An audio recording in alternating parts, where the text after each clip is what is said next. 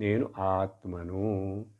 అందుకని ఆ ఫిలసాఫికల్ యాంగిల్‌లో ఆత్మను గురించి భగవంతుడు వివరిస్తున్నప్పుడు గడిచిన 2, 3 క్లాసులలో చూసినటువంటి ఆత్మస్వరూప లక్షణాలు ఏమిటి? ఇప్పుడు మనకేది ముఖ్యం? దేని గురించి తెలుసుకోవాలి?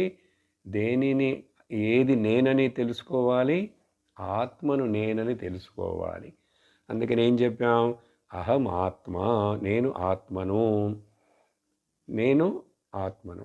ఎలాంటి నా లక్షణం ఏమిటి? నా స్వరూపం ఏమిటి? నేను నిత్యుడను. నేను సత్య వస్తువును. నేను సర్వగతుడను. గడిచిన క్లాసులో చూసిన ఈ చివరి 18వ శ్లోకంలో నేను అప్రమేయుడను. 4 లక్షణాలు.